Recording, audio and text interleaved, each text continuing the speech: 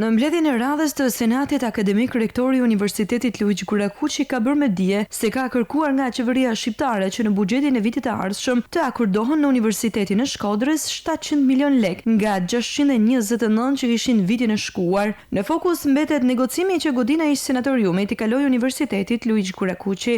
Ne kemi kërkuar 700 milion nga 629 që ka qenë vjet, sepse është rrit shumë numri i bursave sociale dhe i bursave parasysh të mesatarit që rëndojnë si tush buxhetin e universitetit. Duke patur parasysh edhe hapin e programeve të reja këtë vit, por edhe kërkesën që ne do kemi dhe pranoj është mbledhje e rëndësishme sot për diskutimin dhe miratimin e programeve të reja, ne kemi nevojë të rrisim garantin e mësimdhënies.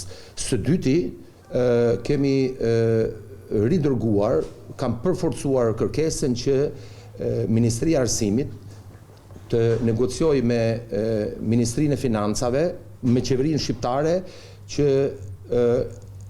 një prej dy godinave, ose godina ish sanatoriumit, edhe një herë theksoj, ose godina ish spitalit psikiatrik, t'i kaloj në pronësi Universitetit të Shkodrës Luigi Gurakuqi.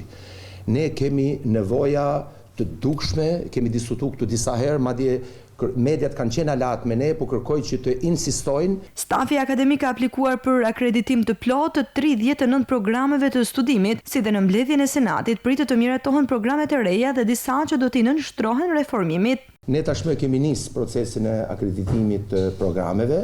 Janë 3 programe që strehohen tek Fakulteti i Shkencave të Edukimit, që ka nisë procesin e akreditimit dhe kemi aplikuar për akreditimin e të gjitha programet studimit në këtë universitet. 39 programet studimit janë disa programe që unë besoj e zgjerojnë në mënyrë domethënëse ofertën akademike për maturantët për vitin 2026-2027. Të shtunën e 22 nëntorit, universiteti do të vizitohet nga presidenti i Shqipërisë, ku rektori kërkoi prezencën e stafeve akademike dhe studentëve për organizimin siç i takon të kësaj vizite.